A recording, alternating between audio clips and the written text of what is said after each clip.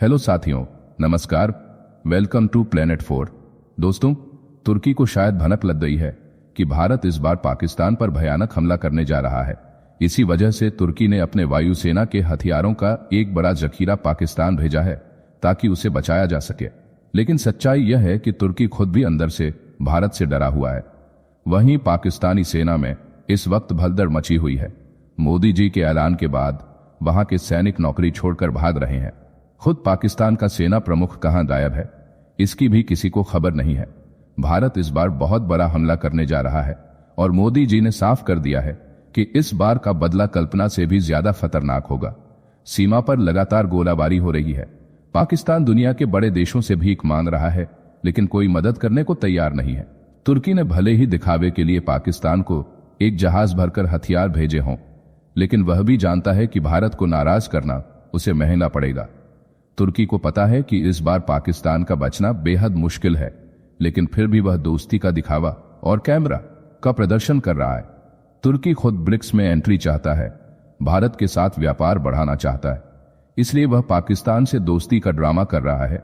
लेकिन दिल से वह भी समझ चुका है कि इस बार पाकिस्तान का खेल खत्म हो चुका है। आइए समझते हैं कि आखिर तुर्की ने कैसे नया बवाल खड़ा कर दिया है। पहलगाम हमले के बाद भारत और पाकिस्तान के बीच तनाव चरम पर है और इसी बीच एक चौंकाने वाली खबर सामने आई है। तुर्की ने पाकिस्तान को खुला समर्थन देते हुए युद्ध उपकरण भेज दिए हैं।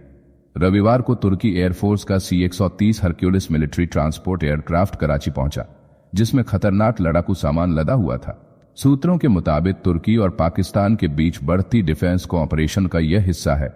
केवल कराची ही नहीं, बल्कि इस्लामाबाद के एक सैन्य अड्डे पर भी तुर्की के 6 C-130 विमान लैंड कर चुके हैं, जिनमें भारी मात्रा में सैन्य सामग्री पहुंचाई गई है। हालांकि भेजे गए सामान की सटीक जानकारी अब तक गोपनीय रखी गई है। तुर्की ऐसे समय में पाकिस्तान के साथ खड़ा हुआ है जब क्षेत्र में हालात बेहद अस्थिर हैं। पहलगाम आतंकी हमले के बाद कश्मीर को लेकर भारत और पाकिस्तान के बीच टकराव अपने चरम पर पहुंच चुका है। चीन पहले ही पाकिस्तान को ड्रोन, मिसाइल और अन्य हथियारों की आपूर्ति कर रहा है और अब तुर्की ने भी युद्ध सामग्री देकर भारत विरोधी गठजोड़ को मजबूत कर दिया है। पाकिस्तान, तुर्की और चीन की यह तिकड़ी अब दक्षिण एशिया के भू राजनीतिक समीकरणों को नया आकार देने में जुट गई है। दोस्तों, इस वक्त चाहे दुनिया का कोई भी देश पाकिस्तान के साथ दिखावे की दोस्ती कर रहा हो, लेकिन अंदर से सभी को पता है कि इस बार भारत से भिड़ना पाकिस्तान के लिए सीधा आत्मघात होगा। दुनिया जानती है कि भारत के पीछे रूस, अमेरिका, फ्रांस और इजराइल जैसे घातक देश मजबूती से खड़े हैं। पूरा यूरोप भारत के समर्थन में उतर चुका है।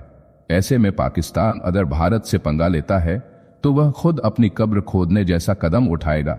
शायद पाकिस्तान अब भी यह सोच रहा है कि यह युद्ध पहले की भारत पाकिस्तान युद्ध की तरह सीमित रहेगा, जबकि इस बार भारत के पास ऐसे घातक हथियार हैं जो एक झटके में पाकिस्तान का नक्शा बदल सकते हैं और उसके नामो निशान को हमेशा के लिए मिटा सकते हैं।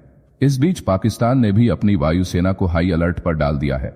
स्कर्दू, स्वात और पेंसी जैसे अहम एयरबेस पूरी तरह एक्टिव कर दिए गए हैं। पाकिस्तान एयरफोर्स ने इन अड्डों पर F-16, J-10 और JF-17 जैसे फाइटर जेट्स की तैनाती कर दी है। कॉमेट एयर पेट्रोल यानी लड़ाकू गश्त पहले से शुरू हो चुकी है। पाकिस्तान का स्कर्दू एयरबेस अब एयर डिफेंस, निगरानी और त्वरित युद्ध प्रतिक्रिया का मुख्य केंद्र बन चुका है। लगातार मिल रही सैन्य आपूर्ति से पाकिस्तान अपनी सीमा पर युद्ध साजो सामान का जमावड़ा कर रहा है, जो इस बात का इशारा है कि भारत की तरफ से हमला जल्द ही शुरू होने वाला है। उधर पहलगाम हमले के बाद भारत से संभावित जवाबी कार्रवाई की दहशत ने पाकिस्तान के सेनाध्यक्ष जनरल आसिम मुनीर की नींद उड़ा दी है। पाक फौज में बगावत के सुर तेज हो चुके हैं। करीब 100 सैन्य कमांडरों और 500 सैनिकों ने नौकरी छोड़ने का ऐलान कर दिया है। इस्तीफों के इस सुनामी ने पाकिस्तान फौज की जड़ों को हिलाकर रख दिया है। सेना के भीतर तेज होती इस बगावत ने कमांड स्ट्रक्चर को पूरी तरह से चरमरा दिया है। भारत से जंग का राग अलापने वाले पाकिस्तान को अब अपने ही सैनिकों के विद्रोह का सामना करना पड़ रहा है। लेफ्टिनेंट जनरल उमर अहमद बुखारी, जो 11वीं कोर की कमान संभाल रहे हैं, उन्होंने सेना मुख्यालय को रिपोर्ट भेजकर इस संकट की गंभीरता की जानकारी दी है। दोस्तों, पाकिस्तान की सेना इस समय बलूचिस्तान और तहरीक-ए-तालिबान पाकिस्तान से लड़ते लड़ते बुरी तरह थक चुकी है। हजारों सैनिक मारे जा चुके हैं और सेना का मनोबल जमीन पर आ चुका है। अब जब पाकिस्तान को लग रहा है कि भारत से सीधी भिड़ंत होने वाली है, तो उसे 1971 का कड़वा इतिहास याद आ रहा है, जब हजारों पाकिस्तानी सैनिक भारत के सामने घुटने टेककर युद्धबंदी बन गए थे। यही डर आज पाकिस्तान की सेना में साफ दिख रहा है। सैनिक लगातार इस्तीफा दे रहे हैं, अफसर अपने परिवारों को विदेश भेज रहे हैं और सेना के बड़े अधिकारी अपने बंकरों में छुपे बैठे हैं। पूरा पाकिस्तान जान चुका है कि इस बार भारत की आंधी ऐसी चलेगी कि पाकिस्तान का नामो निशान तक मिट जाएगा और उसके सैनिक दोबारा भारत के सामने झुकते नजर आएंगे। मुनीर पर आतंकियों के जरिए कश्मीर के पहलगाम में हमला करवाने का आरोप है। इस आरोप ने उनके खिलाफ अंतर्राष्ट्रीय गुस्से को और भड़का दिया है, यहां तक कि अमेरिका भी मुनीर को पसंद नहीं करता। ऐसे में मुनीर का हर दांव अब उल्टा पड़ता दिखाई दे रहा है। भारत के सोशल मीडिया पर इस बात की हवा चल उठी है कि इस बार मुनीर का गर्दन काट कर लाना है। पाक सेना में नाराजगी का आलम यह है कि मनमानी पोस्टिंग, भाई भतीजावाद, समय पर वेतन न मिलना और खराब कामकाजी माहौल ने अफसरों और जवानों का धैर्य तोड़ दिया है। बलूचिस्तान और क्वेटा की 12वीं कोर के सैनिकों को जबरन 11वीं कोर में रिपोर्ट करने का आदेश दिया गया है। इससे फौज में असंतोष और गहरा गया है। पाकिस्तान के सैन्य मुख्यालय में रोज नए नए आदेश जारी हो रहे हैं, जिससे अफसरों पर पारिवारिक दबाव और तनाव भी बढ़ रहा है। अग्रिम मोर्चों पर तैनात पैदल सेना रेजिमेंट, पहाड़ी बटालियन और तोपखाने की यूनिट्स में सैनिकों की भारी कमी हो गई है। पाकिस्तान की सेना आज हताशा और अव्यवस्था के गर्त में डूबती जा रही है।